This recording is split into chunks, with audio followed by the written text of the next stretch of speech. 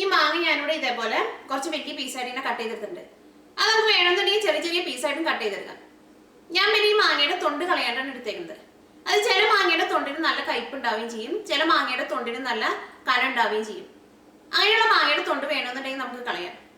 ഈ മാങ്ങ ഞാനിവിടെ തലേ ദിവസം കട്ട് ചെയ്തിട്ട് ഉപ്പ് തിരുമ്മി വെച്ചേക്കാണ്. അപ്പൊ ഈ മാങ്ങയുടെ ഉള്ളിലേക്ക് ഉപ്പൊക്കെ നന്നായിട്ട് പിടിച്ചിട്ടുണ്ട്. പിന്നെ അച്ചാറിലേക്ക് ചേർക്കാൻ വേണ്ടിയിട്ട് ഞാനിവിടെ 2 വലിയ കഷ്ണം ഇഞ്ചി ചതച്ചെടുത്തിട്ടുണ്ട്. പിന്നെ വെളുത്തുള്ളി ചതച്ചത്. അതിന് വേണ്ടിയിട്ട് ഞാനിവിടെ ഇതേപോലത്തെ 5 കൂട് വെളുത്തുള്ളി എടുത്തിട്ട് ചതച്ചെടുത്തിട്ടുണ്ട്. പിന്നെ ഒരു 1.5 ടേബിൾ സ്പൂൺ കടുക് എടുത്തിട്ട് ഞാനിവിടെ പൊടിച്ചെടുത്തിട്ടുണ്ട്. പിന്നെ ഒരു 3/4 ടേബിൾ സ്പൂൺ ഉലുവയും ഇതേപോലത്തെ 2 വലിയ കഷ്ണം കായും എടുത്തിട്ടുണ്ട്. ഇത് രണ്ടും കൂടിയിട്ട് ഒന്ന് ചൂടാക്കിയിട്ട് നന്നായിട്ടൊന്ന് പൊടിച്ചെടുക്കണം.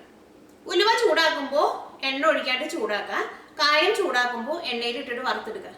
ഇത് രണ്ടും കൂടിയിട്ട് നന്നായിട്ട് പൊടിച്ചെടുക്കുക. പിന്നെ വേണ്ടത് മഞ്ഞൾപ്പൊടിയാണ്. അതിന് വേണ്ടിയിട്ട് ഞാനൊരു 1/2 ടേബിൾ സ്പൂൺ മഞ്ഞൾപ്പൊടി എടുത്തിട്ടുണ്ട്. പിന്നെ മുളക് പൊടി വേണം. ഈ മുളക് പൊടി നമ്മുടെ അച്ചാറിൻ്റെ എരിവിനനുസരിച്ചിട്ട് ചേർക്കാം. ഇവിടെ ഞാൻ 6 ടേബിൾ സ്പൂൺ മുളക് പൊടിയാണ് എടുത്തേക്കുന്നത്. പിന്നെ ഞാനിവിടെ 1 ടേബിൾ സ്പൂൺ കടുക് എടുത്തിട്ടുണ്ട്, കറിവേപ്പില എടുത്തിട്ടുണ്ട്. പിന്നെ അച്ചാർ ഉണ്ടാക്കാൻ വേണ്ടിയിട്ട് വിനീഗർ വേണം. അത് നല്ല പുളിയുള്ള മാങ്ങയാണെങ്കിൽ വിനീഗർ ചേർക്കേണ്ട ആവശ്യമില്ല. പുളി കുറഞ്ഞ മാങ്ങയാണെങ്കിൽ അത് നമ്മുടെ അച്ചാറിൻ്റെ പുളിക്ക് അനുസരിച്ചിട്ട് നമുക്ക് വിനീഗർ ചേർക്കാം. പിന്നെ അച്ചാർ ഉണ്ടാക്കാൻ വേണ്ടിയിട്ട് നല്ലെണ്ണയും വേണം. അപ്പം നമുക്ക് നോക്കട്ടെ ഇനി അച്ചാറാക്കാന്ന്. ഞാൻ അച്ചാർ ഉണ്ടാക്കാൻ വേണ്ടിയിട്ട് ഏറ്റവും ആദ്യം ഉലുവയും കായവും കൂടിയിട്ട് നമുക്കൊന്ന് വറുത്തിട്ട് പൊടിച്ചെടുക്കാം. നമുക്ക് ഏറ്റവും ആദ്യം ഉലുവ ചേർക്കാം. ഉലുവ നമുക്ക് എണ്ണയില്ലാണ്ട് വറുത്തെടുക്കാം.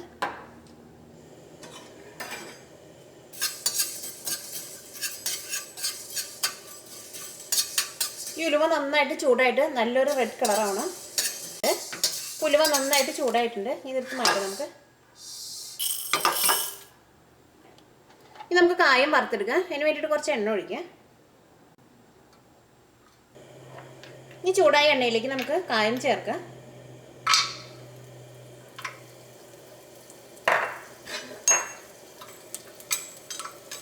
ഈ കായം നമ്മൾ വറുത്തെടുക്കുമ്പോൾ 2 സൈഡും തിരിച്ചും മറിച്ചിട്ടിട്ട് വറുത്തെടുക്കണം. ഒരു മീഡിയം ഫ്ലെയിമിൽ ഇട്ടിട്ട് വറുത്തെടുക്കുക.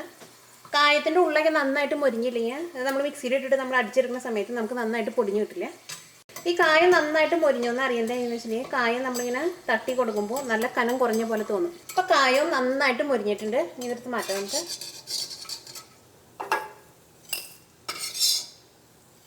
ഇത് രണ്ടും കൂടിയിട്ട് നമുക്ക് മിക്സിയിലിട്ടിട്ട് നന്നായിട്ടൊന്ന് പൊടിച്ചെടുക്കാം. അപ്പോൾ ഉലുവയും കായവും കൂടിയിട്ട് നമ്മൾ പൊടിച്ചെടുത്തിട്ടുണ്ട്. ഇനി നമുക്ക് അച്ചാർ ഉണ്ടാക്കാം. നമുക്ക് അച്ചാർ ഉണ്ടാക്കാൻ വേണ്ടിയിട്ട് ഈ പാനിലേക്ക് നമുക്ക് എണ്ണ ഒഴിക്കാം. അച്ചാറൊക്കെ ഉണ്ടാക്കുമ്പോൾ എണ്ണ കുറച്ച് കൂടുതൽ വേണം. അപ്പോൾ അതനുസരിച്ചിട്ട് എണ്ണ ചേർക്കാം. നമ്മുടെ എണ്ണ നന്നായിട്ട് ചൂടായിട്ടുണ്ട്. ഈ എണ്ണയിലേക്ക് നമുക്ക് ഏറ്റവും ആദ്യം കടുക് ഇട്ട് പൊട്ടിക്കാം. ഇപ്പോൾ കടുക് നന്നായിട്ട് പൊട്ടിയിട്ടുണ്ട്. ഇതിലേക്ക് നമുക്ക് ഇഞ്ചിയും വെളുത്തുള്ളിയും കറിവേപ്പിലയും ചേർക്കാം. നമുക്ക് ഏറ്റവും ആദ്യം വെളുത്തുള്ളി ചേർക്കാം, ഇഞ്ചി ചേർക്കാം,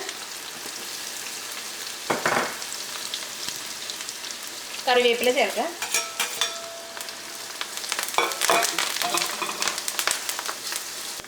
ഇപ്പം ഇഞ്ചിയും വെളുത്തുള്ളിയൊക്കെ നന്നായിട്ടൊന്ന് വഴന്നിട്ടുണ്ട്. ഇത് നന്നായിട്ട് മൊരിയേണ്ട ആവശ്യമില്ല. ഇഞ്ചിയുടെയും വെളുത്തുള്ളിയുടെ ഉള്ളിൽ വെള്ളമൊക്കെ ഉണ്ടെങ്കിൽ ഒന്ന് നന്നായിട്ട് വലിയണം. ഇനി ഇതിലേക്ക് നമുക്ക് മഞ്ഞൾപ്പൊടി ചേർക്കാം. ഞാൻ ഇതിലേക്ക് 1/2 ടേബിൾ സ്പൂൺ മഞ്ഞൾപ്പൊടിയാണ് ചേർക്കുന്നത്. ഈ മഞ്ഞൾപ്പൊടി എണ്ണയിൽ കൂടെ നന്നായിട്ട് മൊരിഞ്ഞിട്ടുണ്ട്. ഇനി ഇതിലേക്ക് നമ്മൾ ആ പൊടിച്ച് വെച്ചേക്കണ കടുക് ചേർക്കാം.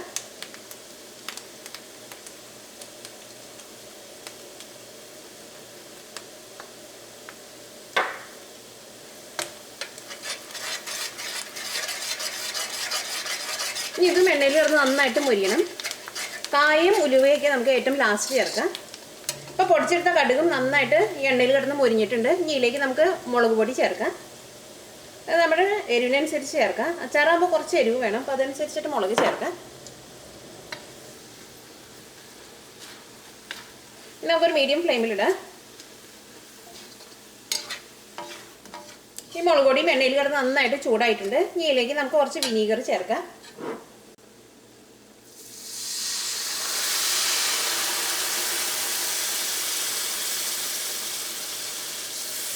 ഞാൻ ഇതിലേക്ക് ഒരു 1/2 കപ്പ് വിനീഗർ ചേർത്തിട്ടുണ്ട്.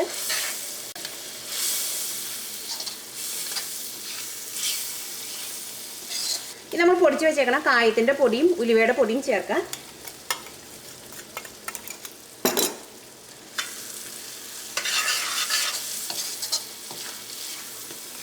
തീ നന്നായിട്ട് കൂട്ടി വയ്ക്കരുത്. ഒരു മീഡിയം ഫ്ലെയിമിലിടാം. ഇതിലേക്ക് നമുക്ക് മാങ്ങ ചേർക്കാം.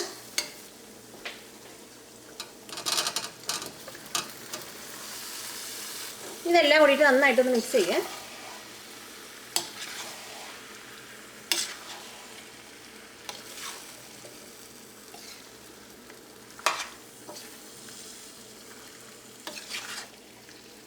ഈ അച്ചാറിലേക്ക് നമുക്ക് 2 നുള്ളു പഞ്ചസാര ചേർക്കാം. അത് വേണമെങ്കിൽ ചേർത്താൽ മതി, ഞാൻ ചേർക്കണില്ല.